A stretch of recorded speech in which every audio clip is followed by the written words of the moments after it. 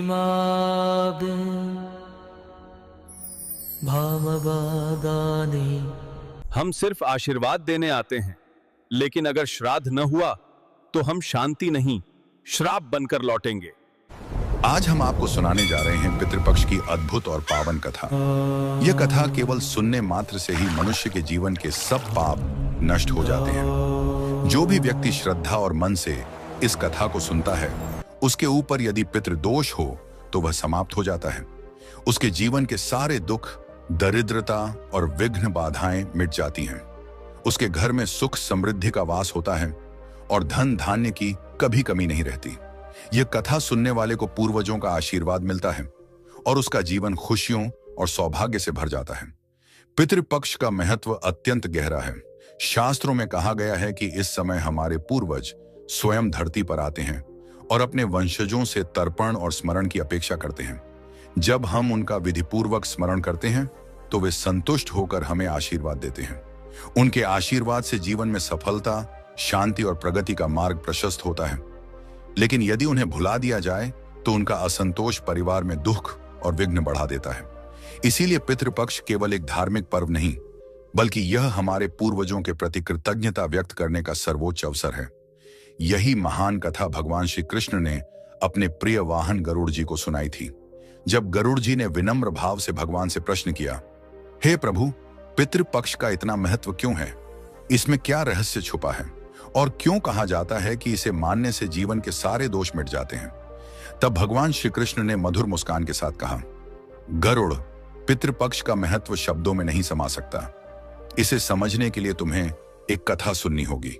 इस कथा को सुनने मात्र से ही पितृदोष समाप्त होते हैं, जीवन से दुख और दरिद्रता दूर हो जाती है और घर परिवार में सुख और समृद्धि का वास होता है। और फिर भगवान श्री कृष्ण ने गरुड़ जी को वह अद्भुत कथा सुनानी प्रारंभ की। दोस्तों, आप भी इस कथा को ध्यानपूर्वक अवश्य सुनें। इस कथा के श्रवण मात्र से मनुष्य के सभी पाप और दोष नष्ट हो जाते हैं। पितृदोष से मुक्ति मिलती है, सभी कर्ज उतर जाते हैं और धन, धान्य तथा संपत्ति की प्राप्ति होती है। साथ ही सुंदर और गुणवान पत्नी का लाभ होता है। संतानहीन को संतान की प्राप्ति होती है। यह कथा अत्यंत महान है और विशेषकर पितृपक्ष में इसका श्रवण अवश्य करना चाहिए। इस कथा के सुनने से पितरदेव प्रसन्न होकर वरदान देते हैं। श्री कृष्ण कहते हैं, हे गरुड़, प्राचीन काल की बात है। रुचि नामक एक राजा थे। उन्होंने संसार के मोह माया को त्याग दिया और निर्भय होकर ब्रह्मचर्य का पालन करते हुए पृथ्वी पर विचरण करने लगे। वे संसार की सभी भोग विलास की वस्तुओं को छोड़ चुके थे। उन्होंने घर गृहस्थी से भी नाता तोड़ लिया था। वे केवल एक बार भोजन करते और अधिकतर वन में ही विचरण करते रहते थे। राजा रुचि को ऐसा वैराग्य धारण किए देख उनके पितृगण अत्यंत दुखी हो गए। उन्होंने सोचा, हमारा वंशज यदि इस प्रकार संन्यास ले लेगा तो वंश की वृद्धि कैसे होगी? इससे तो वंश नष्ट हो जाएगा। इस चिंता से व्याकुल होकर उन्होंने निश्चय किया कि वे स्वयं जाकर राजा रुचि से मिलेंगे और उन्हें वैराग्य का त्याग करने के लिए समझाएंगे। एक दिन जब राजा रुचि गहन ध्यान और तपस्या में लीन थे, तभी उनके समस्त पितृगण वहां प्रकट हुए। जब उन्होंने आंखें खोली तो अपने सामने 4 दिव्य आत्माओं को खड़ा देखा।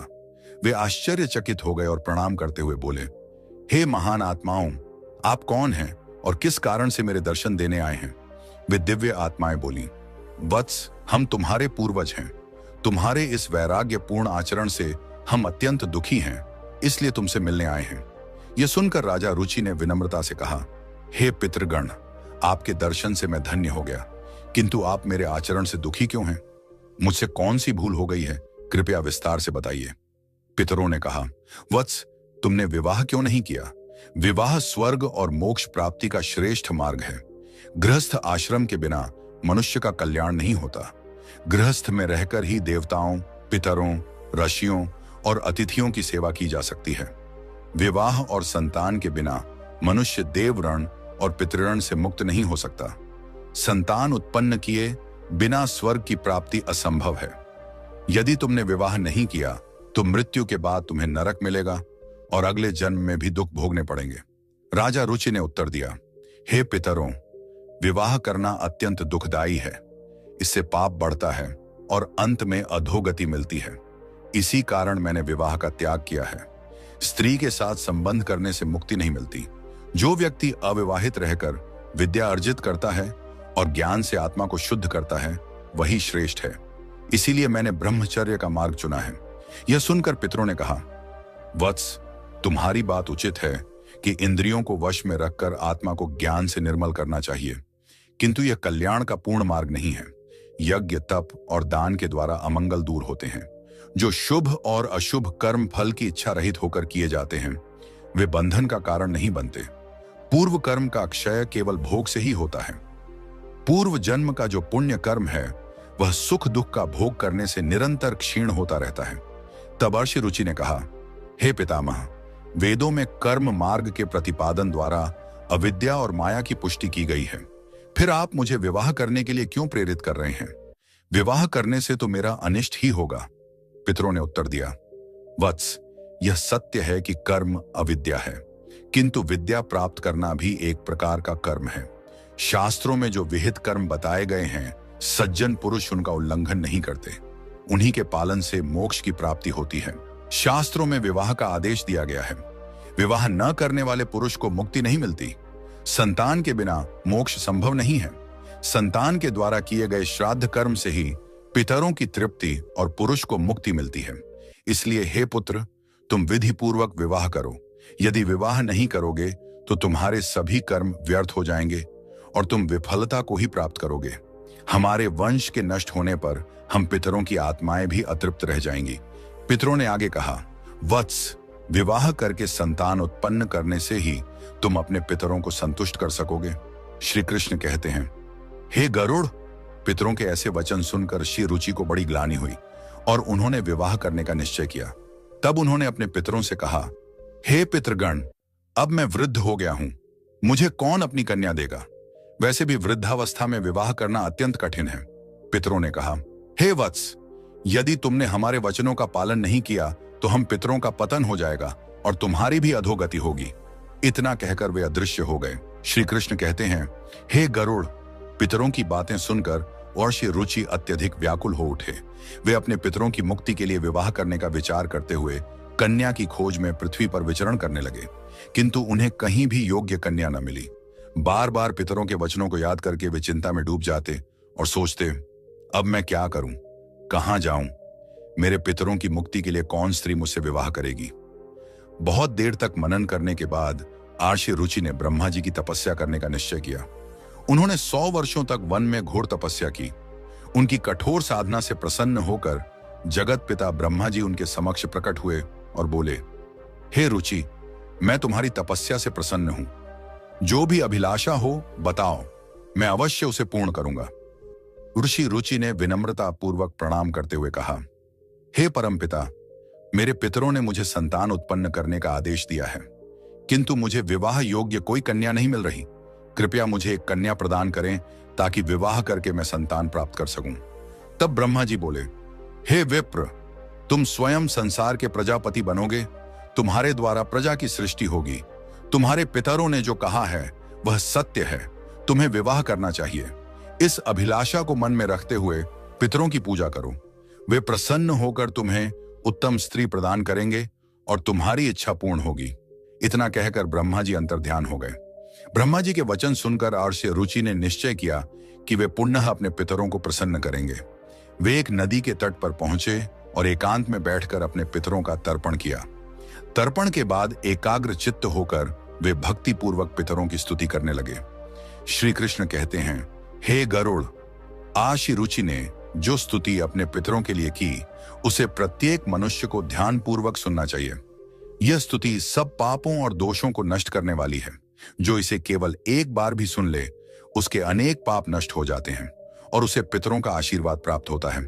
इसीलिए हे गरुड़, तुम भी इसे ध्यान से सुनो, तभी इस कथा के श्रवण का फल तुम्हें मिलेगा। आर्षि रुचि स्तुति करने लगे। जो अधिदेवता के रूप में विद्यमान रहते हैं और जो श्राद्ध के अवसर पर देवताओं से स्वधा द्वारा तृप्त किए जाते हैं, उन सभी पितृगणों को मैं प्रणाम करता हूं। स्वर्ग में अवस्थित महर्षि गण भक्ति और मुक्ति की इच्छा से मानसिक श्राद्ध द्वारा जिन पितरों को तृप्त करते हैं, उन सभी पितरों को भी मैं प्रणाम करता हूं। अग्निस्वात, वर्षद, आज्ञा और सोमपति गण इस श्राद्ध में मेरे द्वारा तृप्त होकर संतुष्ट हों। अग्निस्वात पितर मेरी पूर्व दिशा की, वर्षद पितर दक्षिण दिशा की, आज्ञा पितर पश्चिम दिशा की और सोमपति पितर उत्तर दिशा की रक्षा करें। ये सभी पितृगण भूत, प्रेत, पिशाच और असुरों के कारण उत्पन्न दोषों से सदा हमारी रक्षा करें। विश्वभुक, आराध्य, धर्म, धान्य, शुभानंद, भूतिकृत और भूति नामक 9 गण, कल्याण, कल्द्र, श्रेय, कलता, हेतु और अनघ नामक 6 गण तथा वर, वरेण्य, वरद, तुष्टि, पुष्टि, विश्वपात और धाता नाम से विख्यात 7 गण और महात्मा, महित, महिमा, महावान और महाबल नामक 5 गण, इन सभी पितरों को मैं प्रणाम करता हूँ। ऋषि रुचि की इस स्तुति से समस्त पितृगण प्रसन्न हो गए। उसी समय एक दिव्य तेज उत्पन्न हुआ जिसने आकाश मंडल में चारों ओर प्रकाश फैला दिया और संपूर्ण विश्व को अपने तेज से आच्छादित कर लिया। उस अद्भुत प्रकाश को देखकर श्री रुचि घुटनों के बल बैठकर पुनः अपने पितरों की स्तुति करने लगे। उनकी स्तुति सुनकर पितृगण अत्यंत प्रसन्न होकर उनके सम्मुख प्रकट हुए। अर्षि रुचि ने पुष्प, गंध और विविध नैवेद्य अर्पित किया। पितरों ने उन्हें स्वीकार किया और प्रकट होकर कहा, हे पुत्र, तुम्हारी स्तुति से हम अत्यंत प्रसन्न हैं, इसलिए अब निसंकोच अपनी इच्छा बताओ। नतमस्तक होकर ऋषि रुचि ने कहा, हे पितृदेव, ब्रह्मा जी ने मुझे सृष्टि की रक्षा के लिए प्रजापति बनाया है, इसलिए मैं गुणवान, चरित्रवान और योग्य पत्नी की कामना करता हूं, जिससे संतान उत्पन्न करके मैं अपना और अपने पितरों का हरण चुका सकूं। तब पितरों ने कहा, वत्स, इसी स्थान पर इसी क्षण तुम्हें उत्तम और मनोरमा पत्नी की प्राप्ति होगी। उसी से तुम्हें एक तेजस्वी पुत्र उत्पन्न होगा जो बुद्धिमान और बलशाली होगा। उसका नाम रोच होगा और वह तीनों लोकों में प्रसिद्ध होगा। उसके भी अनेक महापराक्रमी और पृथ्वी का पालन करने वाले पुत्र होंगे। यह कहकर समस्त पितृगण आशीर्वाद देकर अंतर्ध्यान हो गए। पितरों के अंतर्ध्यान होते ही उनकी कृपा से उसी समय नदी के मध्य से एक अद्भुत दृश्य प्रकट हुआ। वहां से प्रमलोचा नामक एक अत्यंत सुंदर, मन को मोह लेने वाली अप्सरा प्रकट हुई। वह महात्मा रुचि के समीप आई और मधुर वाणी में बोली, हे तपस्वी श्रेष्ठ, वरुण के पुत्र महर्षि पुष्कर की एक अतिशय सुंदर कन्या है जिसका नाम मानिनी है। मैं उसी रूपवती कन्या को आपके लिए भार्या स्वरूप प्रदान करती हूँ। आप उससे विवाह करें। उस कन्या से आपको अतिशय बुद्धिमान पुत्र उत्पन्न होगा जिसका नाम मनु होगा। इसके बाद प्रजापति रुचि ने उस अप्सरा द्वारा प्रदत्त कन्या मानिनी से विधिपूर्वक विवाह किया। श्री कृष्ण कहते हैं, हे गरुड़, इस प्रकार आज श्री रुचि ने अपने पितरों को प्रसन्न करके योग्य पत्नी प्राप्त की और अपने वंश की वृद्धि की। इसके बाद भगवान श्री कृष्ण ने गरुड़ जी को पितरों को प्रसन्न करने के अनेक उपाय बताए। उन्होंने कहा कि ये उपाय मनुष्य के जीवन से पितृदोष को समाप्त करते हैं और पितरों की कृपा प्राप्त करने में सहायक होते हैं। श्री कृष्ण ने कहा, पितरों को प्रसन्न करने का सबसे पहला और मुख्य उपाय तर्पण है। तर्पण का अर्थ है पितरों को जल अर्पित करना। पितृपक्ष में पवित्र जल लेकर काले तिल, दूध और कुश के साथ पितरों का आह्वान करते हुए श्रद्धा से जल अर्पण करना चाहिए। तर्पण करते समय एयुएम पितृभ्यः स्वधा मंत्र का उच्चारण करने से पितर प्रसन्न होकर आशीर्वाद देते हैं। उन्होंने आगे कहा, श्राद्ध कर्म पितरों की तृप्ति के लिए अत्यंत आवश्यक है। इसमें पितरों के निमित्त सात्विक भोजन, फल और वस्त्र अर्पित किए जाते हैं। श्राद्ध करने वाले को ब्राह्मणों को भोजन कराना चाहिए और उन्हें वस्त्र व दक्षिणा देकर आशीर्वाद लेना चाहिए। श्राद्ध के दिन विशेष रूप से खीर, पूरी, सब्जी और अन्य सात्विक भोजन बनाकर पितरों को अर्पित करना चाहिए। तीसरा उपाय श्री कृष्ण ने बताया, गाय, ब्राह्मण और अन्य जीवों को भोजन कराना। विशेषकर गाय, कुत्ते और कौवे को भोजन देने से पितर तृप्त होते हैं। श्राद्ध के दिन गाय को रोटी और हरी घास तथा कौवे को चावल और खीर अर्पित करना विशेष शुभ माना जाता है। इससे पितरों की कृपा मिलती है और पितृ दोष का नाश होता है। फिर श्री कृष्ण ने कहा, पीपल और तुलसी के वृक्ष की पूजा करना भी पितरों को प्रसन्न करने का श्रेष्ठ उपाय है। पीपल का वृक्ष पितृगणों का निवास स्थान माना जाता है, जबकि तुलसी देवी लक्ष्मी का प्रतीक है।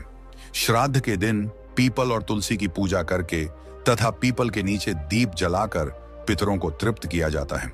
इससे पितर प्रसन्न होकर परिवार को सुख, समृद्धि और आशीर्वाद प्रदान करते हैं।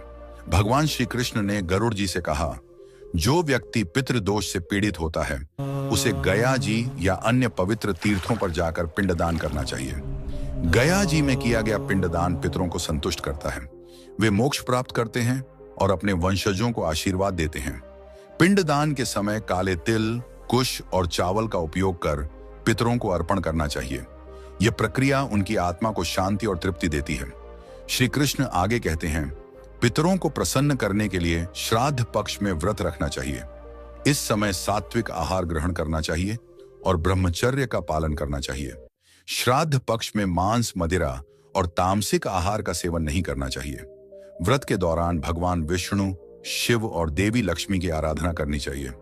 इससे पितरों की आत्मा को शांति मिलती है और वे प्रसन्न होकर आशीर्वाद देते हैं। भगवान श्री कृष्ण ने बताया, पितरों को संतुष्ट करने का एक विशेष उपाय है अन्नदान और वस्त्रदान। गरीबों, ब्राह्मणों और साधुओं को भोजन और वस्त्र अर्पित करने से पितरों की आत्मा तृप्त होती है। श्राद्ध पक्ष में किया गया यह दान मनुष्य को अपार पुण्य देता है और पितृ दोष से मुक्ति दिलाता है। पितरों की कृपा से परिवार में सुख समृद्धि बनी रहती है। उन्होंने कहा, पवित्र नदियों, विशेषकर गंगा में स्नान करके पितरों के लिए जल अर्पित करना अत्यंत शुभ माना जाता है। गंगा जल पितरों की तृप्ति का सर्वोत्तम माध्यम है। इससे पितृ दोष समाप्त होता है और व्यक्ति के पाप धुल जाते हैं। गंगा स्नान से पितरों की आत्मा को शांति मिलती है और वे प्रसन्न होकर वंशजों को आशीर्वाद देते हैं। श्री कृष्ण ने यह भी बताया, पितरों को प्रसन्न करने के लिए सत्संग में सम्मिलित होना और पवित्र ग्रंथों का पाठ करना चाहिए। विशेष रूप से भगवत गीता का 11वां अध्याय पढ़ना अत्यंत लाभकारी है। इसके पाठ से पितरों की आत्मा को शांति मिलती है और वंशजों पर उनकी कृपा बनी रहती है। भगवान श्री कृष्ण ने अंत में कहा, जो भी व्यक्ति इन उपायों को श्रद्धा और विश्वास के साथ करता है उसे जीवन में सभी प्रकार के सुख और समृद्धि प्राप्त होते हैं। पितृदोष से मुक्ति मिलती है और परिवार में शांति बनी रहती है। हे गरुड़, जो इन उपायों का पालन करता है उसके पितर सदैव प्रसन्न रहते हैं। तो दोस्तों, इस प्रकार गरुड़ पुराण में पितृपक्ष की कथा और पितरों को प्रसन्न करने के उपायों का विस्तार से वर्णन मिलता है। यह कथा हमें सिखाती है कि पितरों की सेवा और तर्पण करना हर मनुष्य का परम कर्तव्य है। दोस्तों, उम्मीद है आपको यह कथा और जानकारी पसंद आई होगी। अगर अच्छी लगी हो तो इसे लाइक करें, परिवार और दोस्तों के साथ शेयर करें और ऐसी ही आध्यात्मिक जानकारियां पाने के लिए हमारे चैनल को सब्सक्राइब करना न भूलें। आपका धन्यवाद।